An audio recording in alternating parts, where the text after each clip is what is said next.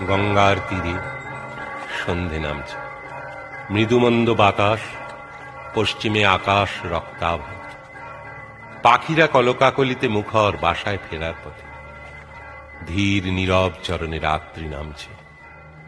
রাত্রি নামছে ভবতারিণীর মন্দিরের বাগানে। অস্থির ভাবে বাগানে পায়চারি করছেন এক ব্রাহ্মণ, নিরক্ষর, ডিগ্রি ডিপ্লোমাহীন, গ্রাম্য, এক আপন ভোলা ভাব বিভোর মানুষ, যেন এক সদানন্দ বালক। কে যেন আসছে, কে যেন আসবে, বাতাসে যেন তার পদধ্বনি বাজে। আকুল ব্রাহ্মণ অস্থির চিত্তে পা বাড়ালেন তার ছোট্ট ঘরটির দিকে, আর তারপর ঘটে গেল সেই ব্রাহ্ম মুহূর্তের আলোক বিস্ফোরণ। শিমলের নরেন এসে দাঁড়ালেন কামারপুকুরের গদাধরের চরণে।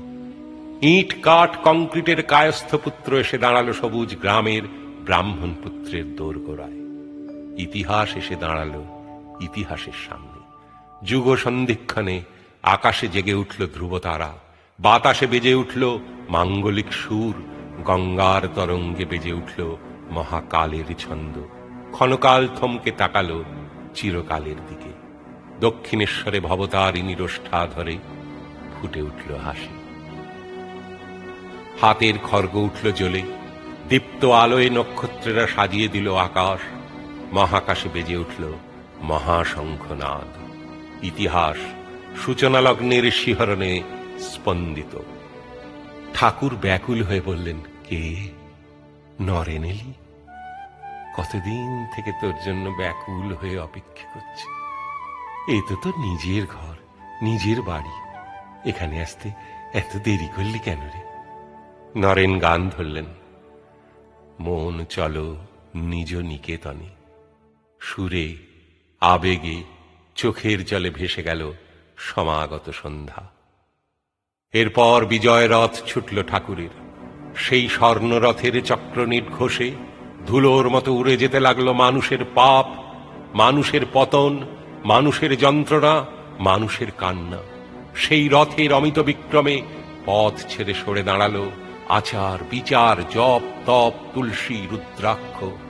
পথের ওপরে নীল নীলিমায় জাগ্রত হল ভালোবাসা, প্রেম, আনন্দ।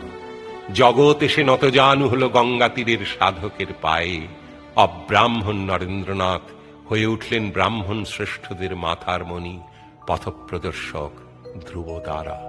সমস্ত ভুবন জানল জীব সেবাই শিব সেবা, মানব প্রেমী, ঈশ্বরানুরাগ। এসব একদিন এই বাংলায় ঘটেছিল, সত্যিই ঘটেছিল। শ্রীরামকৃষ্ণ, স্বামী বিবেকানন্দ এরা বাঙালিই ছিলেন। একদিন বাংলা সারা পৃথিবীকে পথ দেখিয়েছিল, বাঁচার পথ, জাগার পথ, চলার পথ, উত্তরণের পথ। হ্যাঁ হ্যাঁ, আমরা বাঙালিরাই মাথা উঁচু করে জগৎকে আলো দিয়েছিলাম। সত্যি, সব সত্যি কথা। আর আজ মন্দির আছে, মূর্তি আছে, মন্ত্র আছে, নৈবেদ্য আছে, নেই সাধনা, নেই আরাধনা, নেই পূজা, শুধু পতন, কেবল অধঃপাত, কেবল হাহাকার, শুধু মৃত্যু, শুধু দীর্ঘশ্বাস আর হুল্লোড়, মোচ্ছব, এ এক আত্মহননের যুগ। ক্ষমা করো ঠাকুর, ক্ষমা করবেন স্বামীজি। আপনারা আমাদের মানুষের মতো মানুষ করে তুলতে চেয়েছিলেন, আমরা পারি।